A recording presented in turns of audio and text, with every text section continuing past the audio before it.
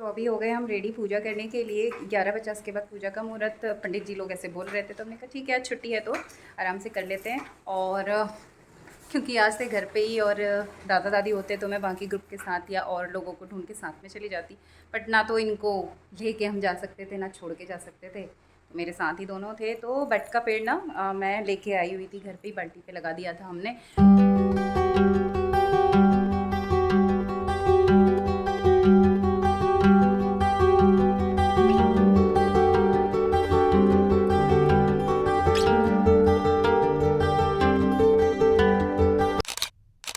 Hello दोस्तों, स्वागत है आप सबका मेरे चैनल बी विद बीनू में और आज के स्पेशल वट सावित्री व्लॉग में। तो सबसे पहले आपको वट सावित्री की ढेरों ढेरों शुभकामनाएं। उम्मीद करती हूँ आपका वट सावित्री बहुत अच्छा रहा होगा। मुझे भी अपने पिक्चर आप ज़रूर से नीचे पिन कर सकते हैं। तो हमारा रूटीन भी शुरू होता है एज़ यूजुअल 4:30, क्योंकि अब तो ना साइकोलॉजिकल क्लॉक सेट हो चुकी है। थोड़ा ही आगे पीछे होता है, अदरवाइज सेम टाइमिंग पे खुद ही नींद खुल जाती है। तो मॉर्निंग उठ के नहाना धोना के बाद मैंने पहले मंदिर की सफाई कर ली, उसके बाद अपने कुछ बेसिक योगिक एक्सरसाइजेस के लिए हम गए बाहर। आज मैं छत में नहीं गई क्योंकि पूजा के और काम थे।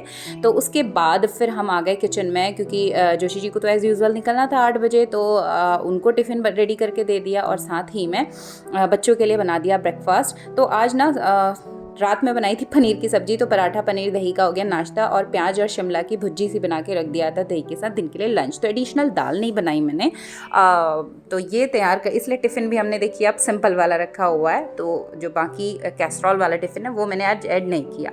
ये काम निपटाने के बाद जोशी जी को कहा बाय बाय ऑफिस के लिए, और उसके बाद फिर क्योंकि पूजा का मुहूर्त बात का था तो बैकयार्ड में कपड़े डालने चली गई। कपड़े धूप में डाले तो लगे हाथों में प्लांट्स में पानी भी डालाई, और उसके बाद अंदर आके बाकी के कुछ काम निपटाने के बाद हम रेडी हो गए पूजा के लिए। तो बाकी का सामान इकट्ठा करके रख दिया था, बट उसको तरीके से अभी सजा दिया, यानी सासू माँ की थाली लगा दी। पूजा के लिए क्या क्या चाहिए वो मुझे ले जाना था बाहर में, तो ये सारी तैयारियां हुई शुरू।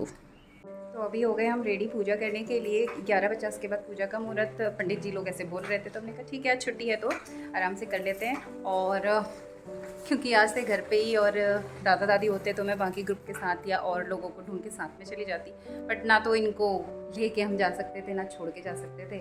मेरे साथ ही दोनों थे, तो बट का पेड़ ना मैं लेके आई हुई थी घर पे ही, बाल्टी पे लगा दिया था हमने। तो घर पे ही पूजा कर लेते हैं। तो मैंने बाहर यहाँ पर बढ़िया से फर्श की कर दी थी धुलाई, गंगा जल छिड़क दिया और यहाँ पर बिछा दी हमने दरी। ये देखो पंडित जी आ गए हैं कोल्ड ड्रिंक पीते पीते हैं, ग्लूकॉन डी पीते पीते। तो यहाँ पर हमने बिछा ली दरी बढ़िया से धो करके, और ये बट वृक्ष हम लेके आए हुए थे तो इसको लगा दिया है यहीं पर। मतलब घर पे लगा हुआ है, पूर्व दिशा की ओर से लगाया जाता है। तो चौकी पे हमने इसको कर लिया यहाँ पर स्थापित, और यहाँ पर बैठ के अब मैं कर लेती हूँ पूजा।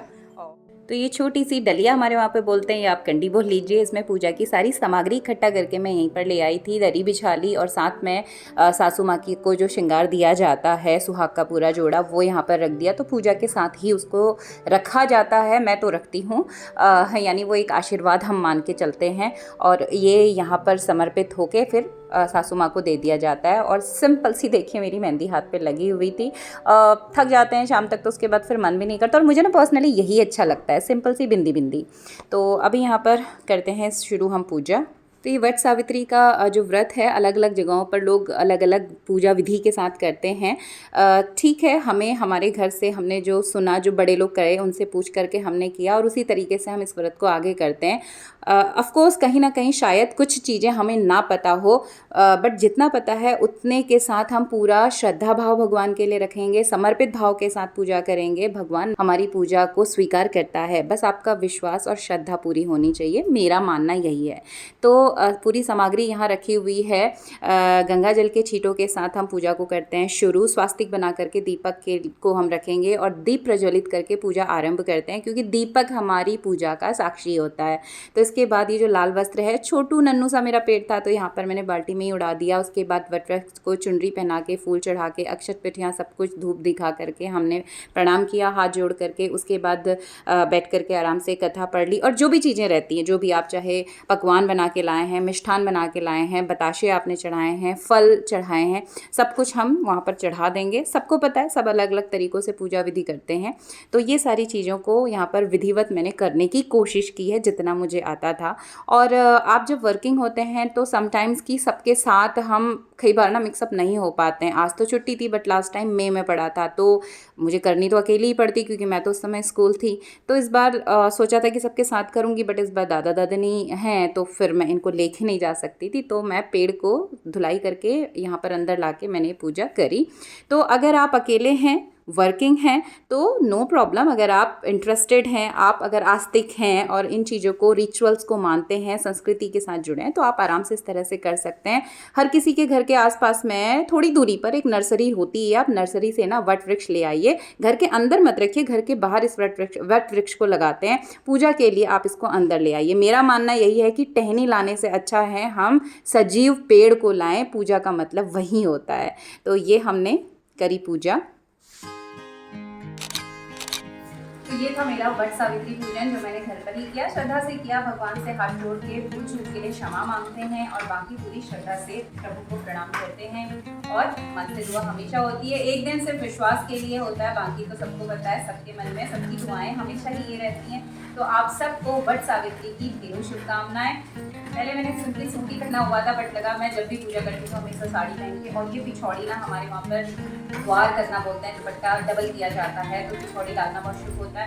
तो फिर मुझे मेरा मन नहीं करना सूट पे कि अकेले भी मैं क्या हो गया, भगवान के आगे ना हमेशा श्रृंगार करके। और आज के दिन वट सावित्री करवा चौथ जो कि होता ही सुहागिन का व्रत है, तो आज के दिन पूरा श्रृंगार करके बैठना बनता ही है, पूरा श्रृंगार। और रात से हमने लगा ली थी सिंपल सी ये मेहंदी, इतना ही टाइम था और यही मुझे अच्छी लगती है। तो ये थी एक छोटी सी शेयरिंग आप सबके साथ में, और उम्मीद करती हूँ अगर आप रिलेट कर पाएँ और आप भी इस व्रत को सिंपली घर पे कर सकते हैं। सबसे अच्छा ऑप्शन, क्योंकि मुझे वट की टहनी तोड़ के लगा के लाने वाला पूजन बड़ा ठीक है ऑप्शन है, बट अगर वट वृक्ष मिल जाता है तो वो ज़्यादा ऑप्शन है, क्योंकि नर्सरी में आराम से ये मिल जाते हैं और वट वृक्ष को लगा लेते हैं तो धीरे धीरे ये बड़ा होता है। इसको घर की पूर्व दिशा की तरफ रखा जाता है, मेन गेट से बाहर रखना चाहिए। तो ये बाहर रखा हुआ है हमारा, आज पूजा थी तो मैंने इसको अंदर ले लिया। तो 4-5 साल तक तो आराम से इतना बड़ा होगा नहीं, उसके बाद हम इसको कहीं और लगा देंगे और फिर से हम छोटा पेड़ फिर से ला सकते हैं। तो टहनी तो उसके बाद नॉन लिविंग हो जाता है ना, तो हमें सजीव प्लांट पेड़ की पूजा करनी होती है। तो मेरा विश्वास यही था। आपका क्या मानना है आप मुझे कमेंट करके जरूर बताइएगा। हाँ, जब कुछ नहीं होता तो फिर ऑप्शन है, फिर श्रद्धा और विश्वास की बात है। तो ये थी एक छोटी सी शेयरिंग आप सबके साथ में, मेरी यूट्यूब फैमिली के साथ में। आप सबको वट सावित्री की ढेरों शुभकामनाएं and thanks for watching. Stay connected, be with Beenu and bye bye.